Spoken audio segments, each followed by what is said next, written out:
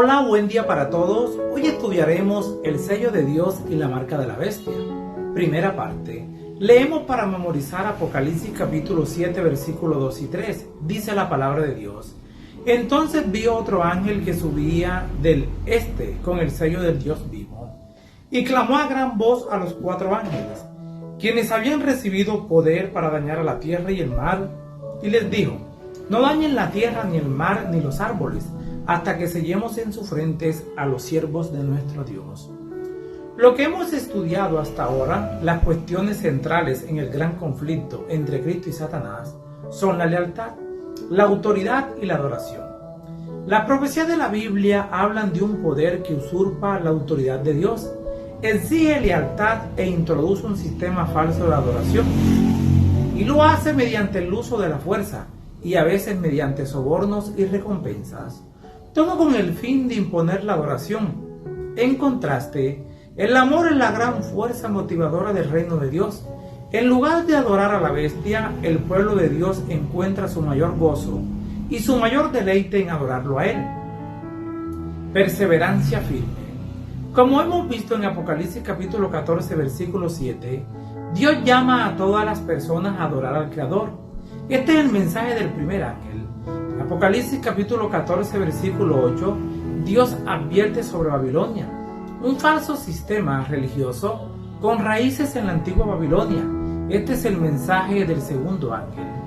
En Apocalipsis capítulo 14, versículos 9 y 10, el tercer ángel advierte acerca de adorar a la bestia. El ángel declara a gran voz: si alguno adora a la bestia y a su imagen, y recibe su marca en su frente o en su mano, este también beberá del vino de la ira de Dios. Leamos Apocalipsis capítulo 14, versículo 12. Aquí está la paciencia de los santos, los que guardan los mandamientos de Dios y la fe de Jesús. La palabra griega para paciencia es upomone, que se traduce mejor como perseverancia firme. Dios tendrá un pueblo del tiempo del fin que será leal a Él frente a la oposición y la persecución feroz. Por medio de su gracia permanecerá firmes y llevará una vida de obediencia, llena de gracia y centrada en Dios, adorar al Creador. Se contrapone abiertamente con adorar a la bestia. Dios te hace un llamado: o le sirves a Él o le sirves a Satanás. Y encuentra su expresión en un pueblo que guarda los mandamientos de Dios y tiene la fe de Jesús. Este conflicto final sobre la lealtad a Cristo o la lealtad al poder de la bestia gira en torno a la adoración, y en el centro de este gran conflicto entre el bien y el mal estará el sábado. Pero según Efesios capítulo 2, versículo 8 al 10, nos enseñan estos pasajes sobre el resultado de vivir por fe. Al vivir por fe recibimos su gracia y nuestra vida se transforma. Los seguidores del Salvador que estén comprometidos con Él no solo tendrán fe en Jesús, sino además tendrán la fe de Jesús. La cualidad de la fe de Jesús para el tiempo del fin será de ellos, y ellos permanecerán fieles a Dios, incluso si van a perder la vida, como lo hizo Jesús. La lucha cósmica. Leamos Mateo capítulo 27, versículo 46. Dice la palabra de Dios: cerca de la hora novena, Jesús clamó a gran voz, diciendo: Elí, Elí, lama sabantani, esto es: Dios mío, ¿por qué me has desamparado? Suspendido en la cruz, colgado en la cruz, envuelto en tinieblas, con la culpa, la vergüenza y la condenación de los pecados del mundo a cuestas, y aislado del sentido del amor de su Padre, Jesús dependía de la relación que tuvo con el Padre durante toda su vida, es decir, mediante una vida de dependencia total del Padre. Incluso en los buenos tiempos, Jesús se había preparado para los peores tiempos, hasta la cruz. El Salvador confiaba aún cuando a su alrededor las circunstancias clamaban para que Él dudara. Aun cuando parecía que Dios lo había abandonado, Jesús nunca estuvo solo. Jesús no se rindió. En medio de las terribles tinieblas, aparentemente abandonado de Dios, Cristo había apurado las últimas heces de la copa de la desgracia humana. En estas terribles horas, había confiado en la evidencia que antes recibiera de que era aceptado por su Padre. Eso le sirvió para seguir adelante. Cristo fue vencedor por medio de la fe. La fe de Jesús es una fe tan profunda, tan confiada, tan comprometida, que todos los demonios del cosmos y todas las pruebas de la tierra no pueden sacudirla. Es una fe que confía cuando no puede ver, que cree cuando no puede entender, que se aferra cuando hay poco que aferrarse. Esta fe de Jesús es en sí un don que recibimos por la fe y que nos conducirá en medio de la crisis que tenemos por delante. Es la fe de Jesús que mora en nuestro corazón, la que nos permite adorar a Cristo como supremo y soportar con la paciencia cuando la marca apocalíptica de la bestia se haga cumplir. Y sin embargo, no es algo que aparezca repentinamente de la nada. El pueblo de Dios está aprendiendo a vivir por fe día a día, ahora en los buenos tiempos y en los malos, cuando sentimos que Dios está cerca y cuando parece estar lejos de igual, el justo vivirá por la fe. Gálatas capítulo 3 versículo 11. El tiempo para la preparación es ahora. Ahora es el tiempo de encontrarte con tu Dios. Ahora es el tiempo de permitir que el Espíritu Santo te transforme. Cada prueba ahora, si se sobrelleva con fe, puede dar frutos preciosos en nuestra vida. Ayúdame, Señor, a tener esa fe, sería nuestra oración. Cosechemos lo que sembramos. La profecía ligada a la marca de la bestia hace referencia a la intolerancia religiosa, a un suceso económico, a la persecución y finalmente a un decreto de muerte. Sorprendentemente también es un mensaje de ánimo. Incluso en el peor momento, Dios sustentará a su pueblo, a los que guardan los mandamientos de Dios y la fe de Jesús. Y entre esos mandamientos, por supuesto, está el cuarto mandamiento, el sábado. La profecía de la marca de la bestia en Apocalipsis 13 nos habla de lo peor de la guerra de Satanás contra Dios, del punto culminante. Su primera estrategia en esta campaña es el engaño.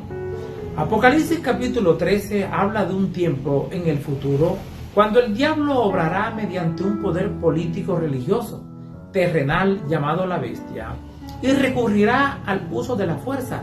La persecución religiosa, por supuesto, no es nueva. Ha existido desde Caín mató a Abel, por adorar de la manera en que Dios les indicó. Jesús dijo que incluso los creyentes del siglo sufrirían persecución y que así sería a lo largo de los siglos. Sucedió en el siglo I y ha sucedido a través de la historia. Aún viene la hora, advirtió, cuando el que los mate pensará que rinde servicios a Dios, como dice Juan capítulo 16 versículo 2. La profecía de la marca de la bestia tiene que ver con el eslabón final en esta cadena impía. Al igual que las persecuciones del pasado, está diseñada para obligar a todos a que acepten a determinado conjunto de creencias y a un sistema de culto autorizado. Leamos Apocalipsis capítulo 13, versículos 15 al 17. Dice la palabra de Dios: y se le permitió infundir aliento a la imagen de la bestia, para que la imagen hablase e hiciese matar a todo el que no la adorase.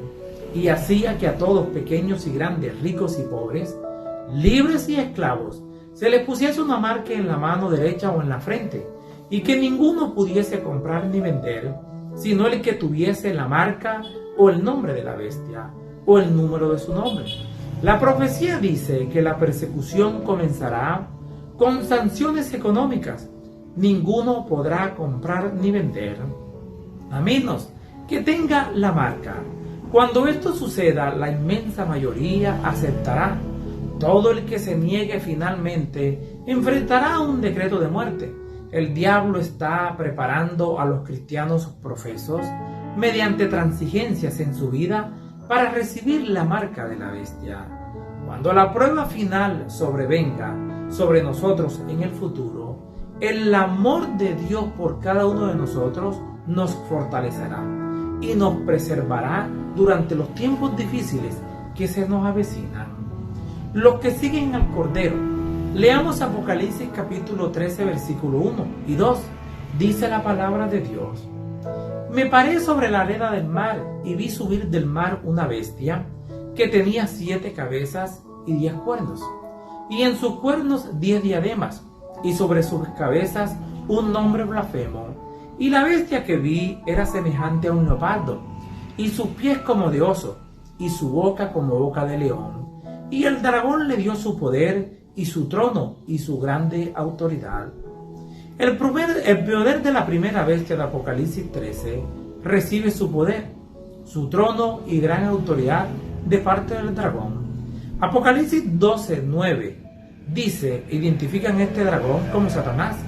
Satanás es un enemigo astuto y obra mediante poderes terrenales.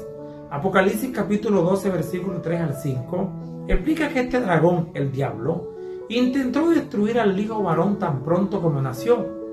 Este hijo varón posteriormente fue arrebatado para Dios y para su trono.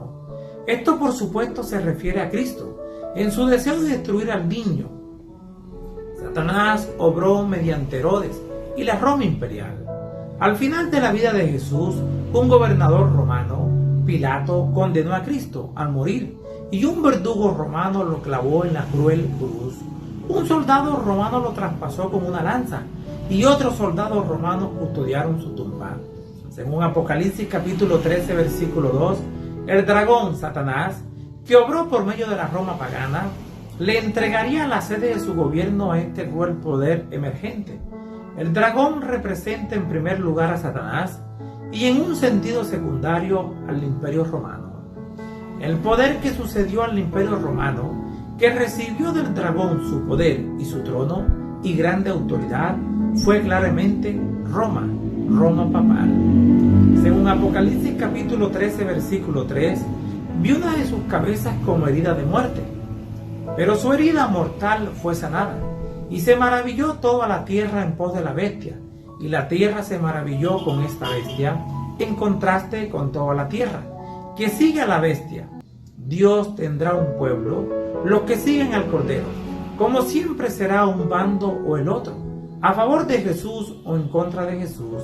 En este entonces, al igual que ahora, no habrá ningún término medio, ninguna posición neutral. No comprometerse firmemente con Jesús es consciente o inconscientemente comprometerse con el otro bando, es decir, con Satanás. Serán odiados por todos por mi nombre, pero el que persevere hasta el fin, ese será salvo. Mateo capítulo 10, versículo 22, nuestro único mediador. Leamos Apocalipsis capítulo 13, versículos 4 y 5. Dice la palabra de Dios: y adoraron al dragón que había dado autoridad a la bestia, y adoraban a la bestia diciendo: ¿quién como la bestia y quién podrá luchar contra ella? También se le dio boca que hablara grandes cosas y blasfemias, y se le dio autoridad para actuar 42 meses. La bestia del Apocalipsis es un poder religioso apóstata que surge de la Roma pagana y crece hasta convertirse en un sistema de adoración mundial. Según Apocalipsis 13:5, es un poder blasfemo. En el Nuevo Testamento la blasfemia se equipara con arrogarse los privilegios y las prerrogativas de Dios como un igual. Esta bestia usurpa lo que solo le corresponde a Dios. Ellos dicen que tienen la autoridad para perdonar pecados. Eso es una blasfemia. Ellos, el Papa, siendo hombre, se cree Dios. Los dirigentes acusaron de blasfemia a Jesús. En el caso de Jesús, las acusaciones eran injustas porque Él tiene la esencia y todos los poderes y las prerrogativas de Dios, incluyendo el derecho a perdonar nuestros pecados. Y eso es porque Jesús es Dios. Mientras tanto, en 1 de Timoteo capítulo 2, versículo 5, enseña que hay solamente un mediador entre Dios y el hombre, y ese es Jesucristo hombre. Mi querido amigo y hermano, no te dejes engañar por este sistema falso. Existe un solo Dios verdadero y un solo Mesías. En contraste, la Iglesia romana enseña que el sacerdote es el mediador entre Dios y la humanidad pecaminosa. Pero debido a que el sacerdote mismo es un ser humano pecador, no puede ser nuestro mediador, porque él también necesita un mediador. La blasfemia también se define como la pretensión de cualquier hombre de ser Dios o de estar en el lugar de Dios. Ellos mismos declaran: el Papa es de gran dignidad y tan exaltado que no es un mero hombre, es como si fuera Dios en la tierra. Eso lo dicen los misma Iglesia Católica. El Papa León XIII se jactó: nosotros los papas Tenemos en esta tierra el lugar de Dios Todopoderoso. Grande blasfemia. Dios aquí solamente tiene representantes, pero hay un solo Dios soberano y está en los cielos. Estas afirmaciones se vuelven aún más relevantes cuando entendemos que la palabra anti, como en anticristo, no siempre significa contra, también puede significar en lugar de. Por lo tanto, anticristo también significa en lugar de Cristo. Esto sí es blasfemia. Así que de esta manera, la verdadera adoración solo le pertenece a Dios. Si quieres estar en el bando correcto, teme a Dios y guarda sus mandamientos. Eso incluye el día de reposo, el santo sábado. Les habló Flavio Martínez. Que la paz de Dios les acompañe en este día.